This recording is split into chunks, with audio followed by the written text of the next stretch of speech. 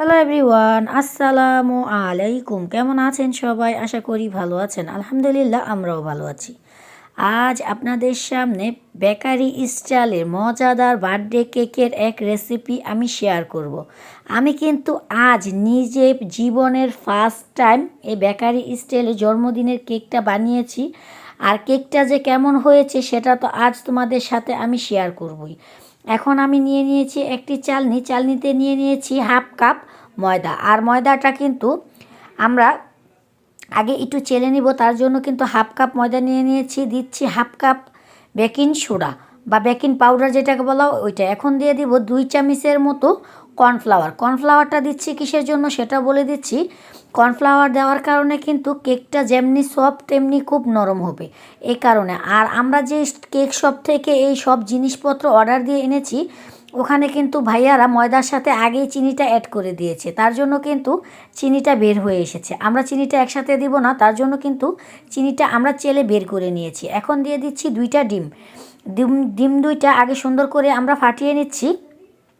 কারণ হলো ডিম 2টা আগে ফাটিয়ে তারপর কি করব সেটা তো আপনাদের বলবো। আর একটা টিপস যদি আপনারা ফলো করেন তাহলে কিন্তু মজাদার এই কেকটা আপনারাও বাসায় বসে বানিয়ে নিতে পারেন।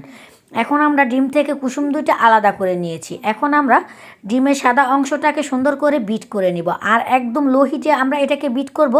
বেশি হিট করে বিট করতে যাবেন না, তাহলে কিন্তু ফেনাটা হবে না। আর ফোমটা বেশি নরম হয়ে গেলে কিন্তু কেকটা বাজে হয়ে যাবে। এজন্য কিন্তু আমরা একদম লো হিটে এটাকে বিট করে নিচ্ছি।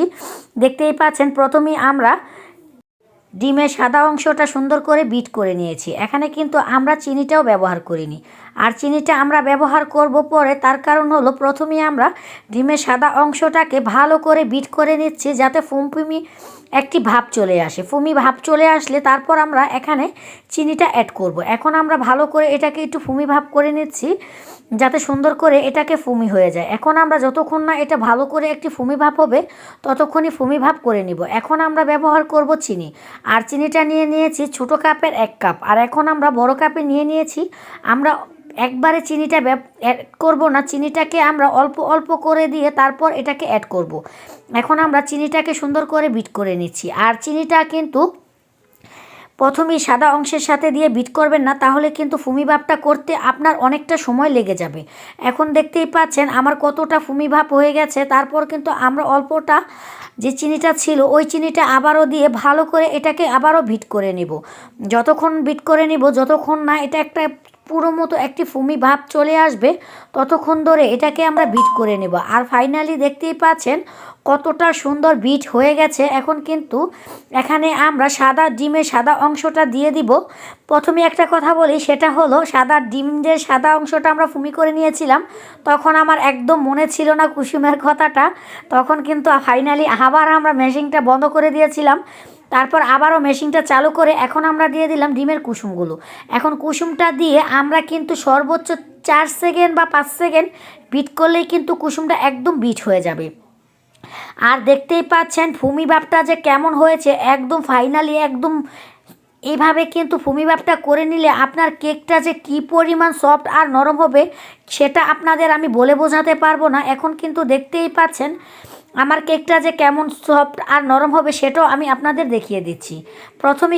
আমরা প্রথমেই অল্প কিছু ডো মিলিয়ে নিয়েছি। এখন আবার অল্প অল্প করে ডোটি মিলিয়ে নিচ্ছি। আর সবচেয়ে বড় উপকরণ হলো এই ডোটা আপনাকে ভালো করে মিক্স করতে হবে। আর কতটা সময় ধরে এটাকে মিক্স করলে এটা মেশাবে, যতটা সুন্দর করে আপনি ডোটা মিলাবেন তত সুন্দর করে কিন্তু আপনার কেকটা সুন্দর হবে।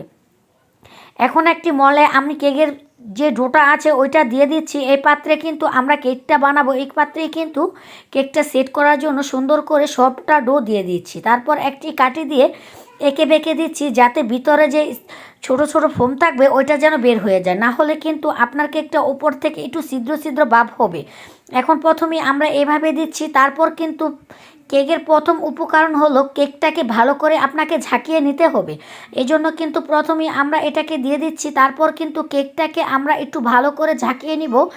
যতটা ভালো করে ঝাঁকিয়ে নিলে এটা সুন্দর করে সেট হয়ে যাবে। এখন চুলাতে একটি প্যান বসিয়ে তার উপরে একটি স্ট্যান্ড বসিয়ে এখন একটি ঢাকনা দিয়ে এটাকে আমরা লো হিটে 30 মিনিটের মতো বেক করে নেব।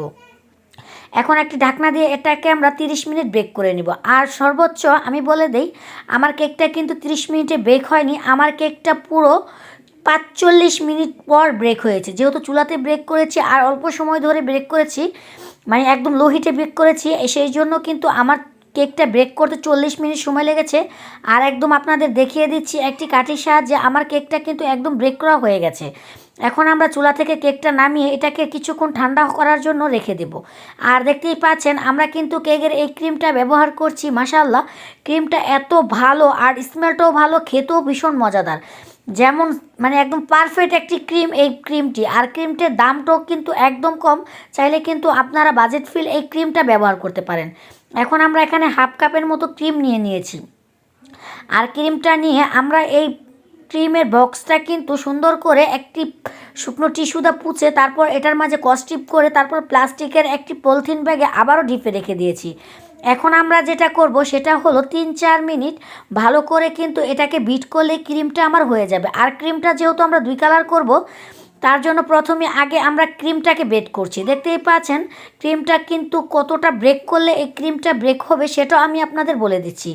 এখন কিন্তু দেখতেই পাচ্ছেন প্রায় 4 মিনিটের মতো ব্রেক করার পর কিন্তু আমার ক্রিমটা একদম হয়ে গেছে। আর দেখিয়ে দিচ্ছি কতটা ফুমি হয়েছে আর ক্রিমটা তৈরি একদম কমপ্লিট। এখন কিন্তু দেখতেই পাচ্ছেন আমার ক্রিমটা হয়ে গেছে। এখন আমি অন্য একটি বাটিতে আমরা কিছুটা ক্রিম রেখে দিব, কারণ হলো আমরা এখানে কিছুটা কালার রং ব্যবহার করব। আমার মেয়ে যেহেতু গোলাপি কালার কেক খাবে বলছে, এই জন্য কিন্তু আমরা ফ্রুটস কালারটা, যে কেকের যে কালারগুলো থাকে ওই কালারটাও কিন্তু এই ভাইয়াদার কাছ থেকে নিয়ে এসেছি। এখন আমরা এখানে কিছুটা গোলাপি কালার রং ব্যবহার করছি। দেখতেই পাচ্ছেন অল্প কিছুটা রং দেওয়ার কারণেই কিন্তু কালারটা একদম গোলাপি হয়ে যাচ্ছে। আর আমরা কিন্তু চাইলে এটাকে ঈদেও ব্রেক করতে পারতাম, কিন্তু হাত দিয়ে করে নিলে এটাই সবচেয়ে বেটার। এখন কিন্তু দেখতেই পাচ্ছেন আমি কেকটাকে 2টা স্টাফে কেটে নিয়েছি। আমরা যেহেতু ছোট একটা কেক করেছি তার জন্য কিন্তু আমরা 2টি ব্রেক করেছি। এখানে যদি আপনারা বড় করতে চান তাহলে কিন্তু 3টা স্লেট করে কেটে নিতে পারেন। এখন আমরা যে পাত্রে কেকটা মানে যেখানে কেকটা সেট করব ওইখানে প্রথমে কিছুটা ক্রিম লাগিয়ে দিচ্ছি যাতে কেকের উপর ক্রিমটা সুন্দর করে বসে। এখন প্রথম লেয়ারে আমরা কিছুটা সুগার সিরাম দিয়ে দিব, কারণ হলো সুগার সিরামটা দেওয়ার কারণ হলো কেকের স্বাদটা দ্বিগুণ হয়ে যাবে। আর কেকটা কামড় দেওয়ার সাথে সাথে কিন্তু মুখে একটা ব্রেক দেওয়ার সাথে সাথে কিন্তু খাওয়ার টেস্টেই বেড়ে যাবে। আর সুগার সিরামটা আপনাকে দিতে হবে যাতে চারো সাইডে সুন্দর করে সুগার সিরামটা বসে। এখন আমরা কেকের উপর ডেকোরেশনটা করে নেব। যে ক্রিমটা আমরা বানিয়েছি ওই ক্রিমটা দিয়ে ডেকোরেশন করে নিচ্ছি। আমার যদি কোনো ভুল ভ্রান্তি হয়ে থাকে তাহলে কিন্তু আপনারা একটু ক্ষমার দৃষ্টিতে দেখবেন। আমি বলেই দিয়েছি আমার জীবনে বা আমার লাইফের ফার্স্ট টাইম আজকে কিন্তু আমি বার্থডে কেক বানিয়েছি। আমি কখনো কিন্তু বার্থডে কেক বানাইনি। আমার ভিডিওতে তোমরা যে কেকগুলো দেখেছিলে আগে যেসব কেক আমি বানিয়েছি ওটা কিন্তু আমি ফার্স্ট টাইমই করেছি। প্রথম লেয়ারে কিন্তু আমার কেকের ক্রিমটা দেওয়া শেষ। এখন দ্বিতীয় লেয়ারে আমরা প্রথমেই সুগার সিরামটা দিয়ে নিচ্ছি, তারপর কিন্তু ওপরে কেকের ক্রিমটা দিয়ে দিচ্ছি। কারণ হলো আমি কিন্তু বলে দিয়েছি আমি কিন্তু ফার্স্ট টাইম এই কেকটা বানাচ্ছি। আমি কিন্তু কখনো কেক বানাইনি, এই কিন্তু ফার্স্ট টাইম কেক বানাচ্ছি। জানি না কতটা ভালো হবে আর কতটা মন্দ হবে। এখন কিন্তু ফাইনালি আমার কেকে আমি কিন্তু বেশি ক্রিম ব্যবহার করিনি, যেহেতু আমরা পুরো কেকটাতে গোলাপি কালার ফুল দিয়ে এটাকে ডেকোরেশন করব। তার জন্য ক্রিমি ভাবটা একটু কম দিয়ে তারপর এটাকে ডেকোরেশন করছি। আর একটি নল দিয়ে কিন্তু এটাকে সুন্দর করে একটু ফুল তৈরি করে দিচ্ছি। দেখতেই পাচ্ছ ফার্স্ট টাইম বানাচ্ছি, আমার কেমন জানি একটু ভয়ও লাগছিল আর হাতটাও প্রচুর কাঁপছিল, কারণ কখনো এই কেকটা আমি বানাইনি, আজকে ফার্স্ট টাইম বানাচ্ছি। জানি না কেমন হবে আর খেতেও কেমন লাগবে। আর কেমন লাগবে সেটা তো পরের কথা, আগে দেখার যে সৌন্দর্যটা ওইটা কেমন হবে সেটাও একটা দেখার ব্যাপার স্যাপার আছে। আমার ছেলে বলছে আম্মু তুমি এত ঘাবড়িয়ে যেও না, ইনশাআল্লাহ সবই ভালো হবে। কারণ হলো তুমি কিন্তু অনেক ভালোবাসা নিয়ে কেকটা তৈরি করছো। আর পুরো কেকেই কিন্তু আমি গোলাপি কালার রঙটা দিয়ে তারপর সুন্দর করে একটু ডিজাইন করে দিচ্ছি। কারণ ফার্স্ট টাইম যেহেতু কেকটা বানিয়েছি, কেমন হচ্ছে সেটা শুধু তোমাদের সাথে আমি শেয়ার করছি। আমার কিন্তু প্রচুর পরিমাণ হাতটা কাঁপছিল, কারণ হলো কেক এখন কিন্তু আমি কেকের ডেকোরেশনটা করছি, জানি না কেমন হয়েছে। যদি তোমাদের কাছে ভালো লাগে তাহলে কিন্তু অবশ্যই কমেন্টে বলবে, খারাপ লাগলেও কমেন্টে বলবে, কারণ লাইফের ফার্স্ট টাইম কেক বানিয়েছি আর তোমাদের সাথে সেটা আমি শেয়ার করছি।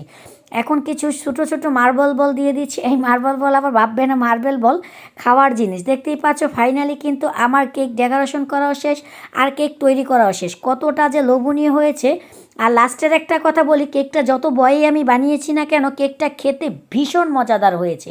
ফার্স্ট টাইম কেক বানিয়ে কিন্তু আমি 100-তে 100 নাম্বার আমার ফ্যামিলির কাছ থেকে নিয়ে নিয়েছি। আর আমাদের ভিডিওটা যদি তোমাদের ভালো লাগে আমার চ্যানেলটাকে সাবস্ক্রাইব করে দিবে, পাশে থাকা বেল বাটনটি বাজিয়ে নতুন নতুন ভিডিও পেতে আমাদের সাথেই থাকবে। যারা ফেসবুক পেজ থেকে আমার ভিডিওটা দেখছেন তারা আমার ফেসবুক পেজটাকে ফলো করে দিবেন। আল্লাহ হাফেজ।